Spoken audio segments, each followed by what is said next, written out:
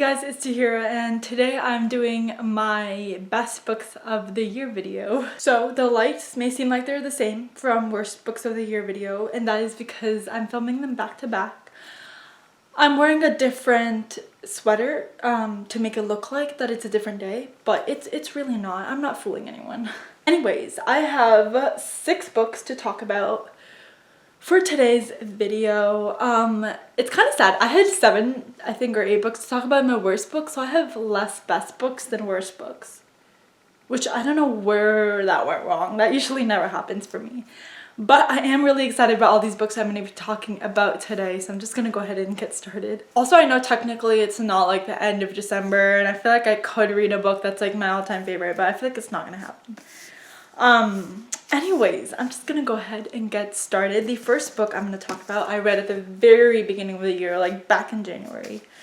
I think it was actually one of my first books that I read this year, which is great, and that is As Good as Dead by Holly Jackson. This book is the 3rd and final book to the Good Girls Guide to Murder series. I guess that's what it's called. I love the Good Girls Guide to Murder series. I think I've talked about this before. Like, I think that's one of my favorite series, or at least YA thriller series of all time. It follows, or I guess the first book follows this girl named Pippa, who's doing her high school senior project on the murder of this girl named Andy Bell, who everyone thinks that Andy's boyfriend Sal killed Andy, but she, Pippa, the main character of that book, thinks that something else was going on, so she kind of investigates to see what was really happening. It's one of my favorites because it's just non-stop action.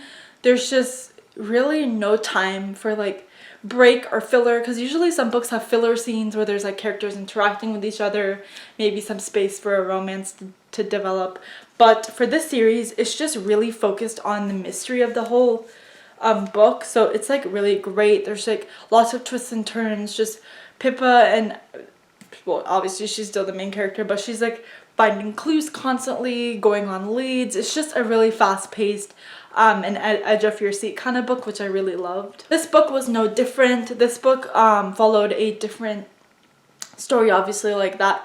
The murder story ended in book 1, and then it's kind of showing her like solving other different types of mysteries, things like that. But this one was so different from the other 2, and I think it really was the perfect like explosive end to this whole trilogy. There's a bunch of things that happen in this book that I was not expecting at all, that is so unlike anything that's happened before, and it truly is one of my favorite series. I for sure is a series I'm going to be rereading in the future. Holly Jackson is definitely an author that I will be picking up in the future. I think her newest book, 5 Survive, I think just came out.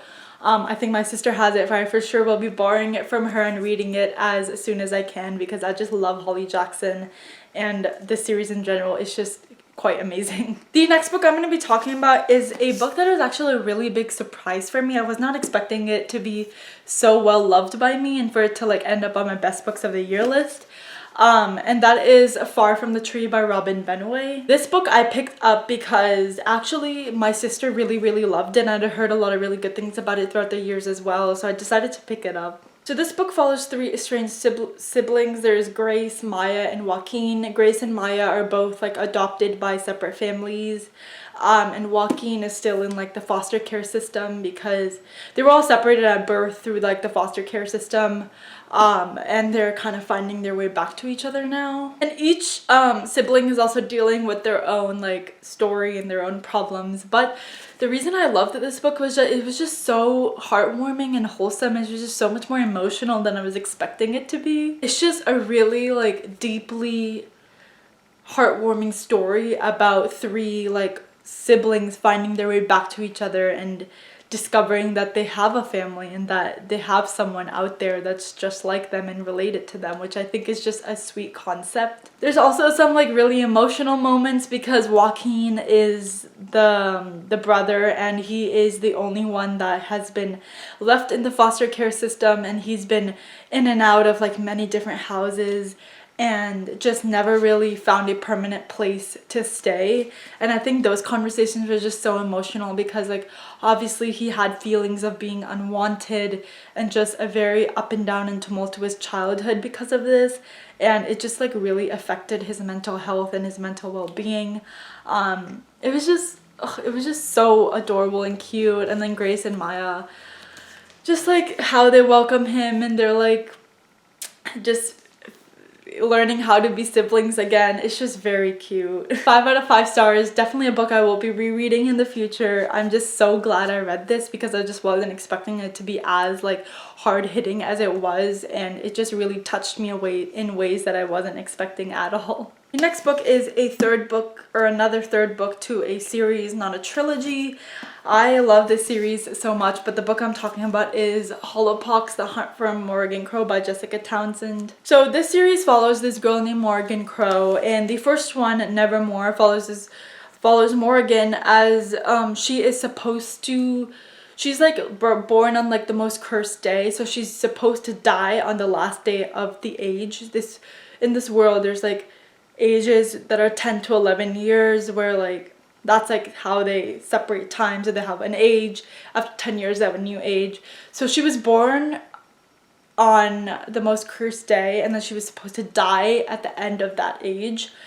But of course, this being a book, she didn't die, and instead she was taken away to this like magical new land called Nevermore, where she kind of finds about how like who she is, what she is, and just getting to know this new world that she's in. But yeah, her like each book, I think this is the third book, so each book there's like a new journey, a new storyline that's going on, and it's just very wholesome. This is a middle grade series, so there's not something like too dark happening, obviously because it's middle grade, but it's just one of the most like heartwarming and cute and fun book series that I've ever read. I think this is actually going to be like a pretty long series. I'm not sure exactly how many books, but this one in particular I just had so much fun with. I think the storyline was fantastic, and even some of like the conversations it brought up, I guess like there was just like, it was a lot more nuanced than I was thinking it was gonna be. So this particular one is about Morgan, and she's in this world, and this world has this thing called animals, which are regular animals, and then wonimals, which are like magic animals that can like are basically half people that can talk and do stuff. And basically there's some curse that's making these magic animals turn into regular animals and making them like basically like have all of the animalistic qualities and none of the human-like qualities that they had before. Anyways, it is kind of tense. Like I was at the edge of my seat. I was like, are these animals gonna be okay? But yeah, just a very cute and wholesome series, and I will definitely be continuing with it. I love this series so much. The next book is a book I got from the library but I really loved, and that is Serpent and Dove by Shelby Mahurin. This one is about a girl named Lou, I believe. I'm trying to remember this from my memory and it's been a few months, but this one is about a girl named Lou who's a witch.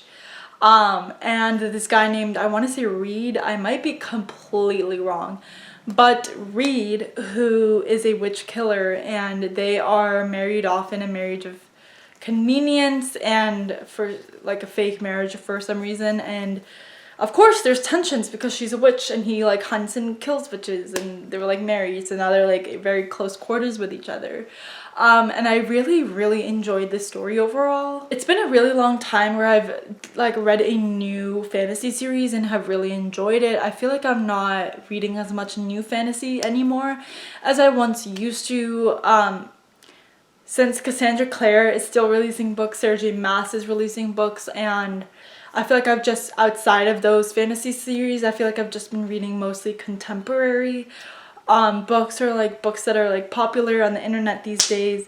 So I haven't really had a chance to like really delve into a new fantasy series, but this was the first one and I'm so glad I did because I enjoyed it so much. I really enjoyed the writing style and the way it was written. I think it was really descriptive and I just really fell into it very easily. I also liked the characters and of course their relationship, because like of course they're like married and then they don't have feelings for each other yet, but then slowly they're like have feelings, and then he calls her my wife, and then they have like all this like love and dove and stuff, and it's like cute. But then there's also tension because she's a witch and he kills them for a living.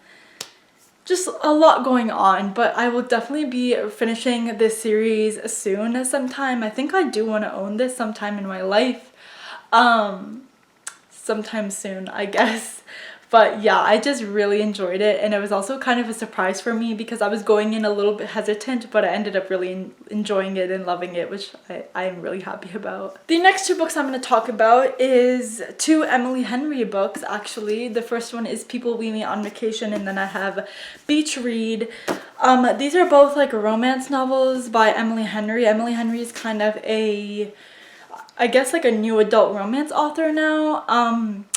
She's written this one, People We Meet on Vacation, and Book Lovers, which I also just recently read. But my favorite ones are definitely Beach Read and People We Meet on Vacation. I think they are adorable. People We Meet on Vacation is about Poppy and Alex. They're two best friends. It's really a friends to lover story. And they're kind of had a falling out, but then they get back together, and then their like relationship starts blooming, and it's really cute. I love friends to lovers, and the way their relationship like came together, it was just very wholesome and cute. This one is a little different. This one is about a girl named January who is a writer, and then she meets Augustus, who is another writer at this like cottage. She's in a cottage, and then her neighbor is this other author. And then they challenge each other to, or I guess they're both having mental like writer's block, and they challenge each other to write each other's genre. So she has to write literary fiction, which is August's or Gus, I guess. Gus's genre, which is literary fiction. He has to write romance, which is January's genre.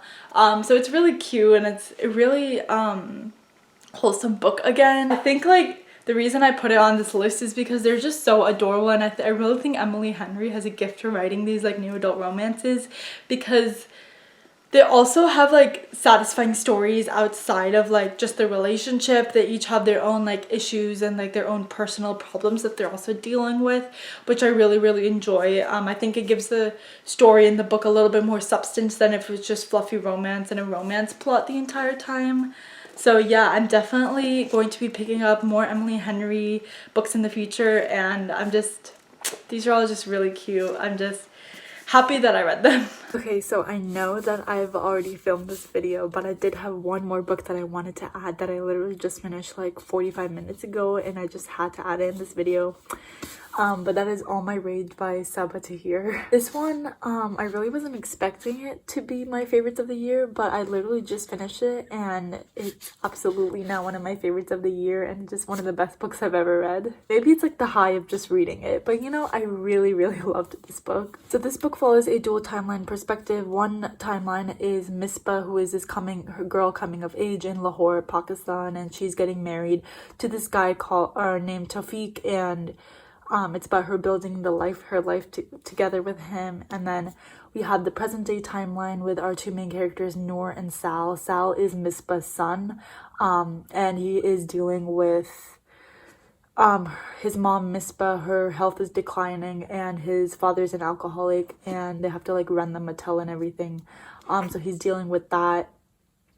And then his mother dies. I won't say, it's not mentioned, but it's not a spoiler because it literally happens in like the very beginning of the book. But his mother dies because the jacket mentions that her health is like failing. So his mother dies, and he has to kind of deal with the extreme amount of debt that his mother left the motel in, and his father's alcoholism as well. Then we have Noor, who is working at her uncle's liquor shop, and he is like kind of wanting her to stay there and like work there for the rest of her life, but she wants to like get away from this small city. They live in Juniper, California. She wants to like get away from this small town in California and go to college somewhere, and she has big dreams for herself, but her uncle's kind of keeping her in the city. And these are both high school students. But yeah, they're both dealing with so much in their lives, especially Sal, who just is dealing with like a big loss as well. And it's just such a heartbreaking and beautiful story. It deals with a lot of dark topics. So I will say, like, if you are triggered by things like abuse and Islamophobia and mentions of sexual assault and things like that, I would avoid this book. But if you are able to read it, I would highly recommend it because it's just amazing. Now I know that Sabaa is never gonna leave her characters ever. She's gonna put them through like the worst things ever, and she has been doing that since Ender in the Ashes. I don't know why, expected anything different. But yeah, just be prepared for a lot of heartbreak and pain, but it's just overall such a beautiful story, and I'm really glad that the ending is a little bit more hopeful. I was like scared because like knowing Saba, I thought she would leave it being like a dark and grim ending, but she did leave it to be hopeful, which I'm really glad about because she put these characters through a lot. So yeah, I just wanted to add this in really quickly because it is just an amazing book, and I'm just really glad that I read it, and I hope that someone picks it up because it's just that amazing. So anyways, those are all the books that I read that I consider my favorites of the year. They are like, I guess not too many. Hopefully next year I can read a little bit more books like in total. I feel like every year now I read less and less just because I'm really busy with college now, but I only have one more year. So after college, hopefully I can get back into my reading like zone, or I was reading like a lot more in the year. I just have to prioritize school because of college. So it's just hard to find time where I can actually read a lot. But yeah, I did read, I guess, about 35 books this year. So I think I am happy with the number of books I was able to read because it's still a good amount of books, I feel like. But hopefully I'll have more like best books of the year next year versus worst books, because this year I had a little bit of a gap because I had more worse, but yes. Anyways, that is it for this video. Let me know down below what is your favorite book that you read this year, as of course I would love to know. But that is it for this video. Hope you enjoyed, and I'll see you next time. Bye.